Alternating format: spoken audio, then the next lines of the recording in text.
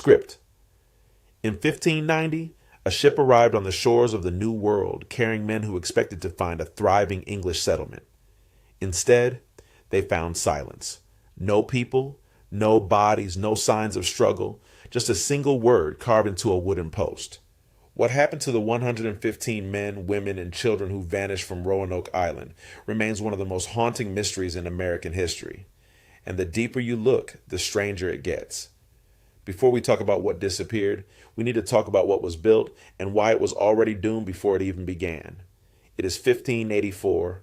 Queen Elizabeth I has given her blessing to Sir Walter Raleigh to claim land in the New World on behalf of the English crown. England is desperate.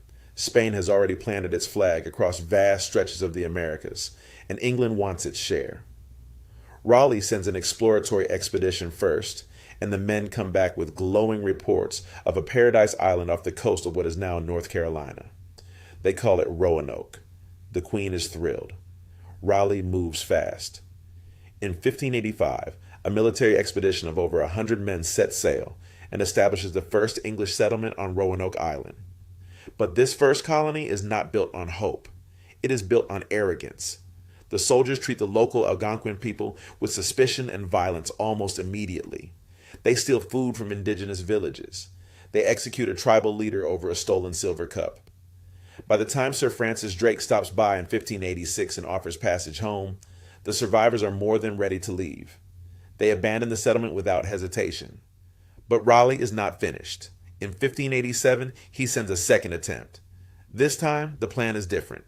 Rather than soldiers, this colony is made up of families, real settlers, people who intend to build a permanent home.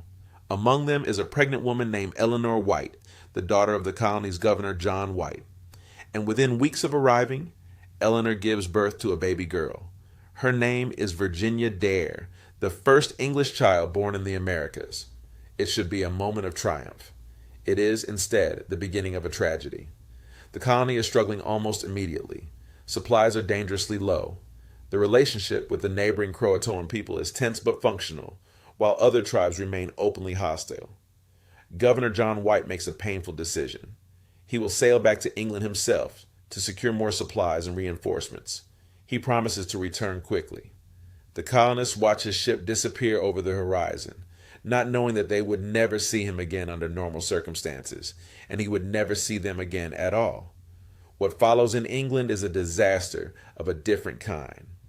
The Spanish Armada crisis consumes every available ship in England. Queen Elizabeth commandeers the entire fleet for national defense.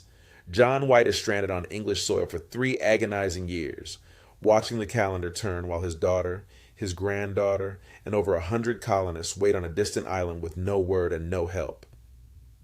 When White finally manages to return in August of 1590, the island greets him with a silence so complete it must have felt like a physical weight. The settlement was gone. The buildings had been dismantled, not burned, not destroyed in a panic, but carefully taken apart. The palisade, a defensive wooden fence, had been constructed, which it had not been when White left. This was not the scene of a massacre. This looked like a planned departure. And then White found the carving. On a post at the entrance of the fort, someone had carved a single word: Croatoan. No cross, no symbol of distress, just the name. The colonists had previously agreed with White that if they left voluntarily, they would carve their destination. If they left in danger, they would add a cross. There was no cross. This should have been a clue, not a mystery. Croatoan was the name of a nearby island, about 50 miles south, home to a friendly tribe led by a man named Manteo, who had previously traveled to England and developed a relationship with the English settlers. White was certain. They had gone to Croatoan Island. All he had to do was sail south and find them. But fate had one more cruelty to deliver. A violent storm threatened the ships. The anchors were lost. The captain refused to risk his vessel, and White was forced to turn around and sail back to England. He never returned to the New World. He spent the rest of his life writing letters and petitions, begging for someone to go and look. No one ever did. Not quickly enough, anyway. And this is where the first revelation lives. For centuries, the story of Roanoke has been told as a total mystery, a population that simply evaporated. But the evidence, when examined honestly, points strongly toward survival rather than catastrophe. The Croatoan people, who later became known as the Lumbee tribe, carried stories for generations about white ancestors who joined their community. Early European explorers in the region reported encountering indigenous people with gray eyes, with lighter skin, who already knew English words. Some had surnames that matched the Roanoke colony list exactly: Harvey, Dare, Sampson. These were not ghost stories. These were memories passed down through bloodlines. In the early 2000s, a group of researchers began re-examining maps from the original expeditions. One map, drawn by John White himself, had a patch on it, a physical patch, a small piece of paper glued over part of the original drawing. When researchers used light imaging technology to see beneath that patch, they found something extraordinary. Hidden underneath was a symbol, a four-pointed star, marking a location inland far to the west of Roanoke Island, near the junction of two rivers. This was revelation 2. The patch had hidden a fort, or at least the mark of one, a symbol that matched the way John White marked English defensive positions on other maps. Someone had deliberately concealed this information. Whether it was White himself protecting a secret location or someone else trying to suppress the truth remains unknown. But suddenly the idea that some colonists may have moved inland, away from the coast, away from hostile tribes, became not just possible but plausible. Excavations near the Chowan River in North Carolina, at a site called Site X by researchers, have turned up broken English pottery, a fragment of a sword hilt, iron implements consistent with late 16th century English manufacture. These objects were found buried in soil layers, dating to the correct period. No English expedition is known to have visited this area.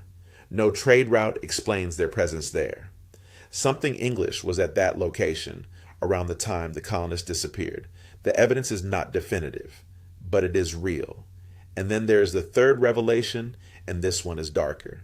Spanish colonial records discovered in archives in Havana and Seville contain references to a settlement of English people in the interior of the territory Spain considered its own. Spanish explorers were sent to investigate and eliminate what Spain considered an illegal and threatening presence on their land. Multiple reports mention finding and, in some cases, destroying settlements where English speakers were living among indigenous communities. The dates align, the geography aligns. It is entirely possible that some portion of the Roanoke colonists, those who moved inland, were found not by rescue ships from England, but by soldiers from Spain. This would explain why no definitive English record of their fate ever emerged. If the Spanish eliminated the settlement quietly, they would have had every reason to keep it out of official documentation. The records that do exist are fragmentary, vague, and buried in archives that historians are still working through. There may be more answers waiting in those yellowed pages, or there may be nothing. History is not always kind enough to provide conclusions. What we are left with, more than 400 years later, is a layered truth that refuses to flatten into a simple story.